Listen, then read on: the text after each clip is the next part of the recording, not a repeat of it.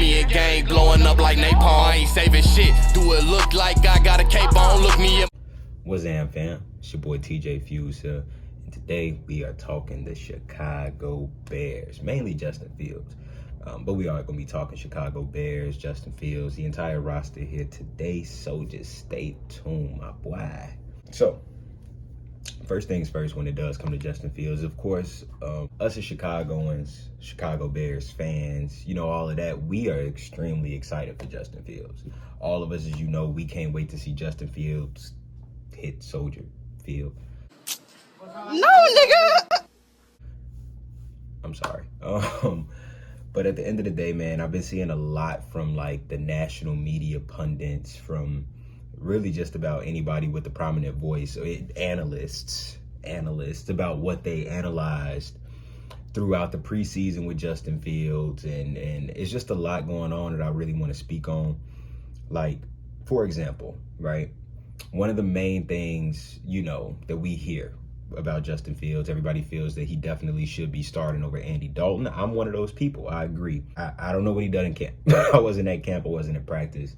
Don't really know. But from outside looking in, from a fan's perspective, it definitely looks like Justin Fields deserves that starting spot over Andy Dalton. But I digress. I'm one of those people where I'm just like, let's fall back. Let's see. Let's fall back and see. That's all we can do. We can fall back, see what Dalton does against the Rams. If he does well, that's what we all looking for as Chicago fans, right? We want just the team to do well, I would assume, if you don't. But from the preseason on, you know, talking about Justin Fields, the first game of the preseason, we saw good things from Justin Fields. It was a pretty efficient game. Of course, it was off to a little bit of a rocky start, you know, starting off, but he found his footing, you know, at the end of the second quarter, going into the second half, right? Going into that third quarter, he found his footing. And after that, national media pundits were dangling off my man's nutsack. They were dangling off my man's nuts, bro. They couldn't stop talking about Justin Fields, which, you know, I'm kind of, you know, indifferent on that, because it's just like, these are the same people where they're going to big up Justin Fields now. But if Justin Fields starts to struggle, or if he isn't exactly the superstar that, you know, everybody feels that he is going to be, these are the same people that are going to be the first ones to tear him down, you know? So I'm a little iffy on that. But first game, not too much, you know, negative to say about him, even though there was some negative there. Now, the second game, this is where my problem really comes into play. This is where my problem really lies with what I've been seeing from a lot of these so-called professional analysts.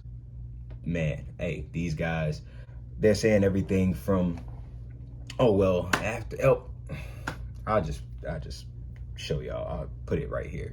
Pressure on Fields. Oh, the helmet came off. That hit. That is the hit right there. That's the hit that caused the whole, well, is Justin Fields actually ready? They should just go ahead and throw Andy Dalton to the wolves, because clearly we don't want to see Justin Fields get murdered behind that offensive line. That was the narrative, right? Bears offensive line is terrible.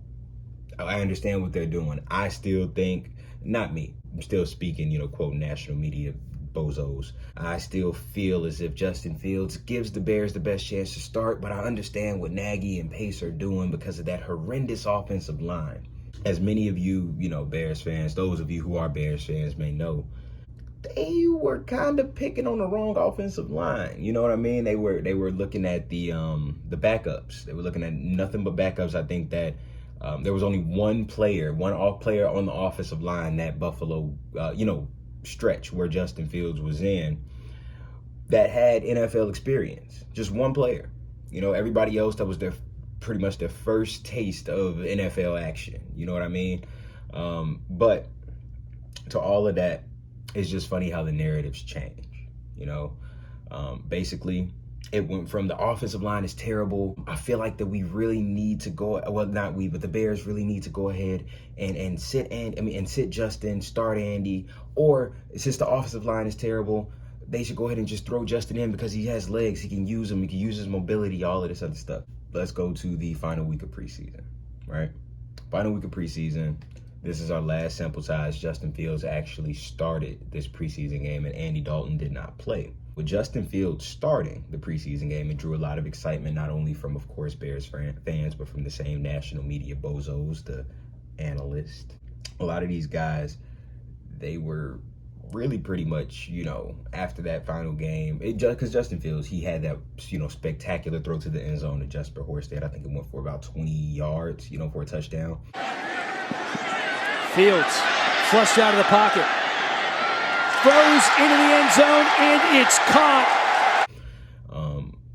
All great things to say about that. But after preseason winds down, after Justin Fields' performance, after, everybody got to see, what this offense could potentially look like, that's when I started having a real problem with what I was hearing about Fields, because the narrative shifted from the offensive line isn't ready to Justin Fields isn't ready. Now, that's where I have an issue. That's where I'm having the trouble sticking with these national media folks, because they flip-flop so much. It's almost mind-boggling. So the narrative after the Buffalo Bills game, of course, Justin took the big hit. He played, fairly okay. He didn't do anything too spectacular, but, the big hit was pretty much the talk of that game. After preseason winds down, that hit has turned into the talk of all of preseason when it comes to Justin Fields, at least at this point of the offseason. Of course, we're a week away from kickoff. But at this point, the narrative has shifted to Justin Fields is not ready, and it's because of the blitz play. Of course, I showed you the play earlier. A rusher, came in, a cornerback or linebacker, came in, crushed Justin Fields. Justin Fields didn't, set his protection. He didn't even look at the blitzer. And everybody's pointing that out. He's not ready. I saw him get his head taken off. I saw him not set up a protection. I saw this. Analysts, mind you, they get paid to analyze the game. Because if they actually, analyzed the game, they actually watched the same game I watched. They actually continue to watch beyond that hit in that week 2 preseason game. They would have saw that a few plays later, Buffalo actually ran that exact same blitz concept at Fields. Pretty much the same situation. He kills the Michael Vicks of the world. There's that blitz again. Yeah, and he got rid of it. Stood strong in the pocket. This time, Fields recognized it. Fields adjusted. Fields got the ball off quick, as he should have done the first time. And it was probably a 8-yard gain. It was definitely a first down, bozo. Point is, after the hit, Matt Nagy said that Justin Fields walked over to the sideline and said he knew exactly what he did, the mistake he had made, and said, I learned from that. I learned from that, is what Justin Fields said. And a few plays later having the exact same thing thrown at him and actually showing that he's learned from it. Actually showing that, yeah, you're not going to get me with this again. You got me the first time. It's here now. You're not getting me again. I'm not seeing any of these national media flubtards or whatever the fuck you want to call them say any of this. They're not really actually analyzing the game. They analyze the hit and the failed protection, and off of that one hit, that one play, Justin Fields isn't ready. Now, that's not the only issue that I do want to discuss. It's actually something that kind of correlates with that, because it's not only the negative as far as Justin Fields not being ready narrative that they're pushing. It's not only that narrative that I have a problem with. It's also a lot of the positive narratives, because remember what I just said. They took this one play, this one blitz, and they continuously used that as one example of Justin Fields not being ready, of him not setting a protection. So let's just talk about the throw. The throw in the week 3 game, right? We watched Justin Fields. He didn't look terrible. He didn't look great that game. But, he definitely, you saw it. You saw flashes of certain things. You see why they drafted him. And I still think he's the second best quarterback in this draft class. If not, could turn out to be the first. But ultimately, when they talk about this throw, after the third week, preseason, the throw hasn't really been mentioned lately, but after week 3 of the preseason, that throw was all they could talk about. And again, my problem is they took one play and built their whole analysis around one play.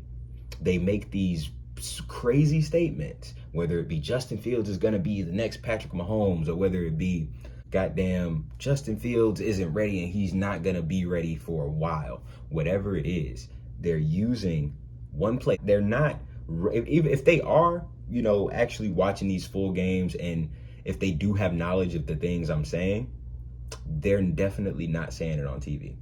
They're not referencing these things to strengthen their arguments or to defend their arguments against, you know, counter arguments. They're not using these other examples.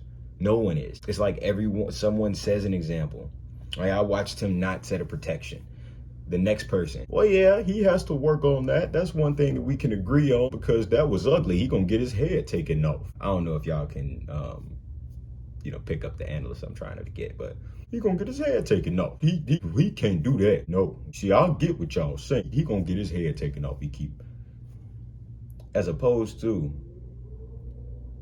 countering with actual analysis, with what you saw on tape, with your football knowledge, with your football IQ, sports knowledge, because all y'all are there for the same reason.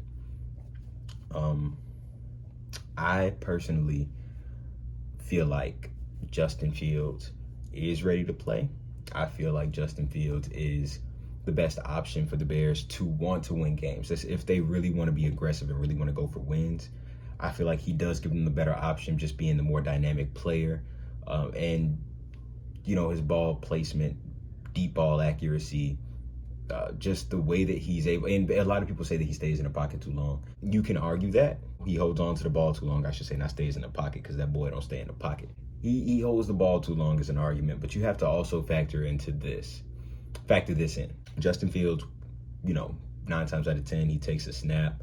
He doesn't have much time, right? But he's also not going to force throws. One thing I will say, there are a few check downs that he just kind of, you know, looks off, and that he looks at the check down as his absolute last resort, even if he's getting pressured. And I feel like in certain situations, it's cool to be aggressive, and it's cool to try to, you know, extend the play to look for that person. But, you know, when the regular season starts, it's going to be hard for him to do that every single play. So it's going to be some plays where he's going to have to take that check down first. It's as far as the way that he is able to move out of the pocket with the ball plays a big part into why, you know, into him holding the ball for a very long time, or for longer than most quarterbacks. When Justin Fields takes the snap, it's not like he's just standing back there in the pocket like a statue. If no one is open, he's going to try to move around in that pocket. And depending on what the defense does, if they're coming up to get him, his eyes are always down the field to throw, which I love personally, because he's excellent at throwing on the run. I just feel like we just need to chill. We need to chill on all of these quarterbacks: Justin Fields, Trevor Lawrence, Mac Jones, Trey Lance. All of these quarterbacks we need, Zach Wilson. We need to chill out on all of these guys, because this definitely has the potential to be the best draft class in the history of NFL. No doubts about it at all. But ultimately, bro, we have to watch them play football. We can't just make these judgments, you know, off preseason, off training camp, off college. We got to see how they fit with their teams, how they fit within their schemes, how their coaches affect their development, how, you know, it's so many different factors that go into an NFL career. So we just got to wait and see. We don't know who's going to be the best. We don't know who's going to be the worst. Again, man, this has been TJ Fuze. I just really had to get that off my chest. You know, it was just picking up in this motherfucker. But y'all be smooth. Y'all be easy. I'm going to hit y'all up in the next video. Me and gang blowing up like napalm. I ain't saving shit. Do it look like I got a cape on? Look me in my face. Do it look like